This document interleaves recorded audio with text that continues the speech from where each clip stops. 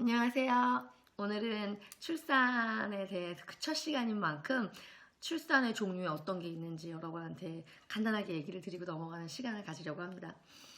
좀 재미없게 느껴지실 수도 있어요. 출산의 종류?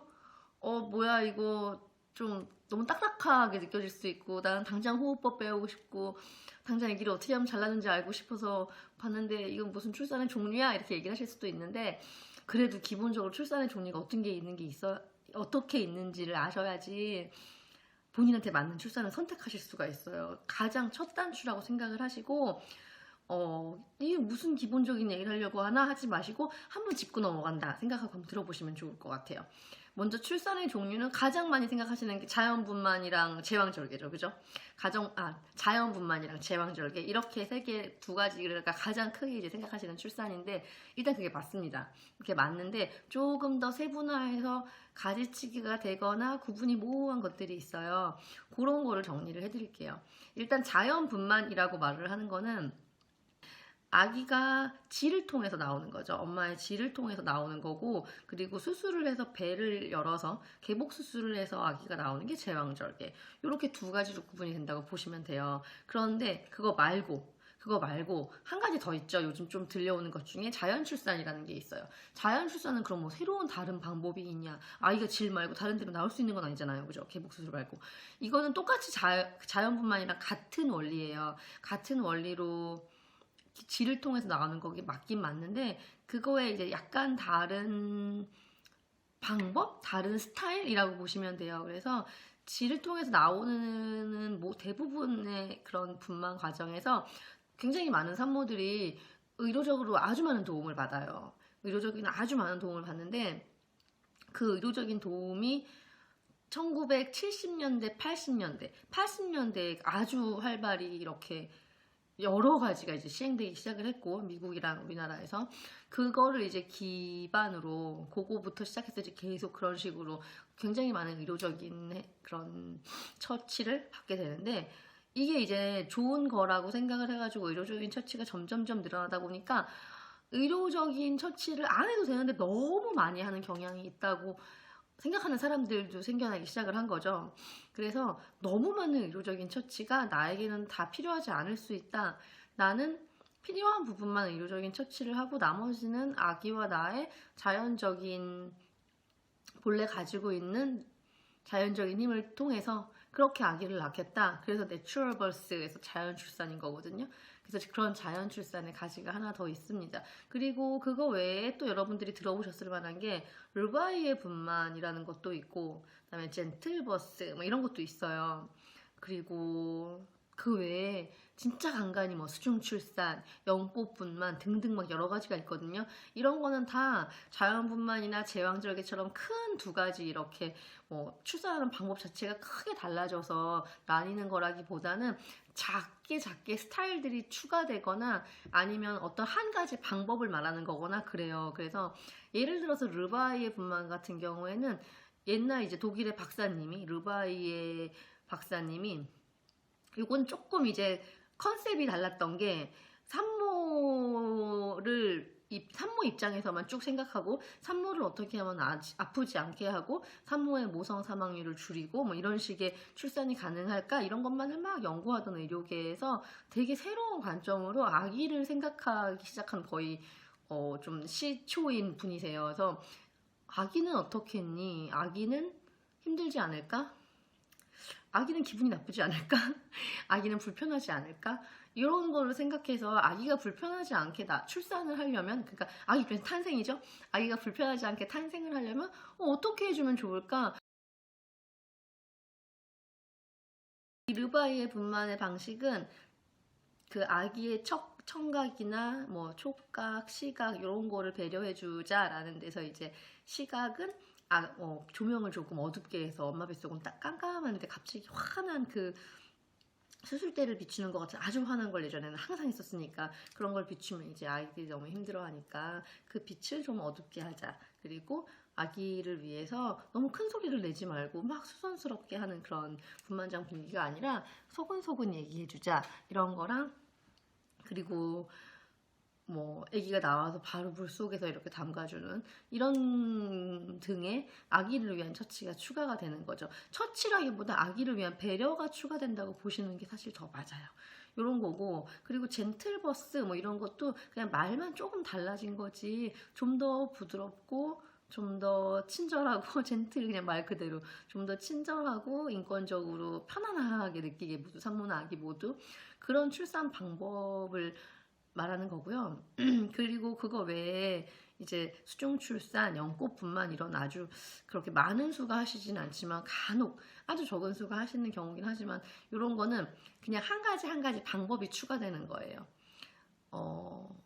이분이 르바이에, 그러니까 자연 출산을 하든 뭘 하든 만약에 그 출산 과정 중에 물에 잠깐 들어가는 물을 이용을 하시는 거죠. 물을 이용을 하시면 그 물을 이용하는 그 자체를 수중 출산이라고 봐요. 물론 어떤 분들은 수중 출산이 아기가 세상에 딱 나오는 그 순간 있죠. 나오는 그 순간에 물을 통해서, 물에서 물로, 그러니까 양수도 물이니까 양수 물에서 바깥 그 욕조 안에 있는 물에서 물로 나오는 것만이 수중 출산이다, 이렇게 보시는 분들도 계시고, 그게 아니라 그냥 감통이나 엄마의 안정감, 아기의 안정감 같은 걸 위해서 진통 진행 중에 욕조에 있는 물을 최대한 이용하고 진행을 했는데, 어쩌다 보니까 마침 아기가 딱 나오는 순간에는 엄마가 물 바깥에 있을 수도 있거든요. 그럼 이건 수중출산이 아닌가? 아니다, 그것도 수중출산이다 라고 얘기를 하시는 분도 계십니다. 그래서 수중출산은 어쨌든 물을 이용하는 출산이라고 보시면 돼요.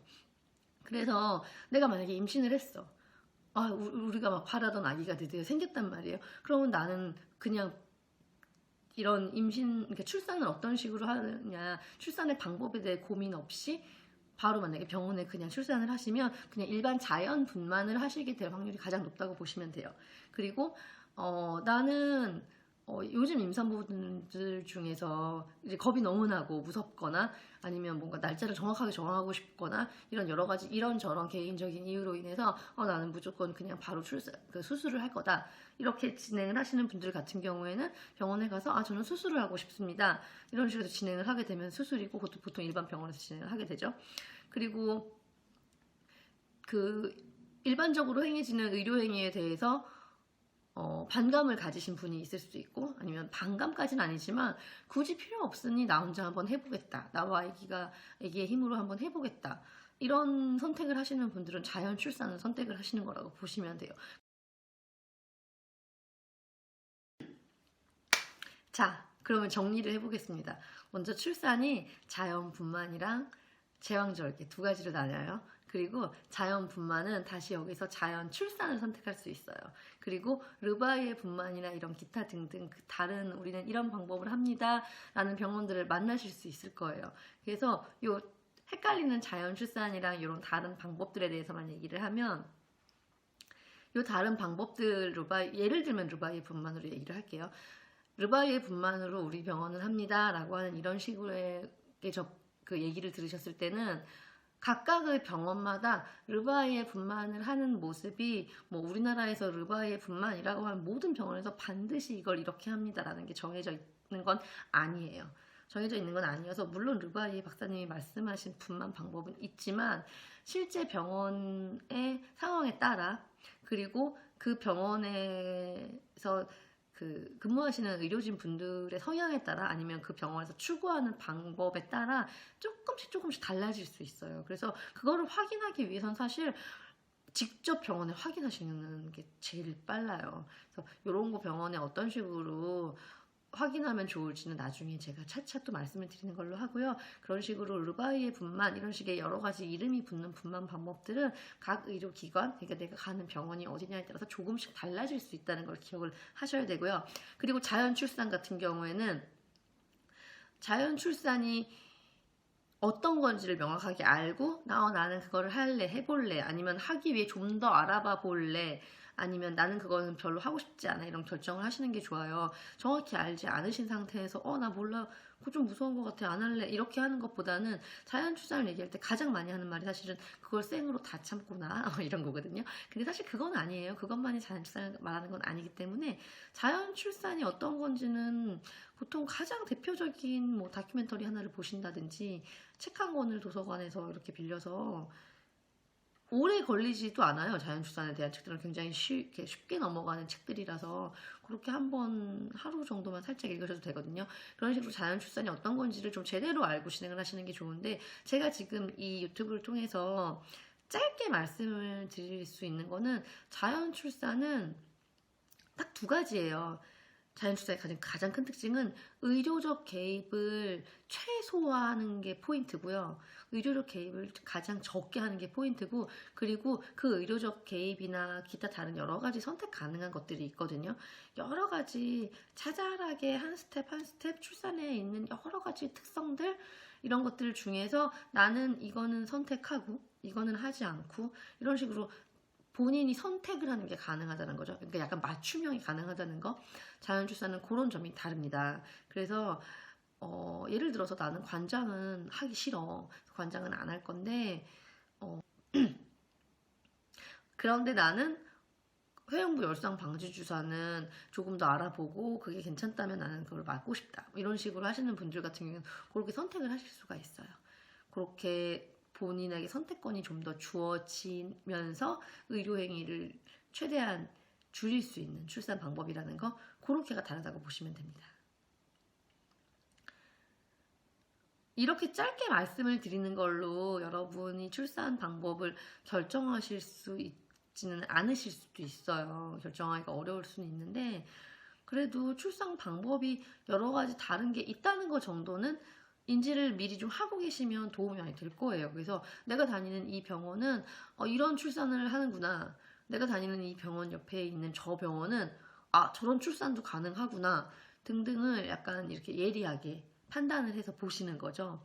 그렇게 해서 본인에게 맞는 출산을 선택하고 시작하시잖아요. 그러면 되게 수월해요. 이후에 진행도 이미 첫 단추가 딱 껴졌기 때문에 거기에 맞춰서 그냥 진행을 하면 되는 거기 때문에, 그래서 이렇게 기본적인 출산 방법에 대해 아셨으니까 이제 다음부터는 좀 더 본격적으로 제가 드리고 싶은 얘기를 드리도록 하겠습니다. 지금 이런 너무 기본적인 얘기들은 먼저 하지 않고 지나가면 나중에 얘기를 할 때 진짜 하려는 얘기를 하다가 다시 처음으로 돌아가서 기본적인 얘기를 막 꺼낸 다음에 그 얘기를 해야 되는 거예요.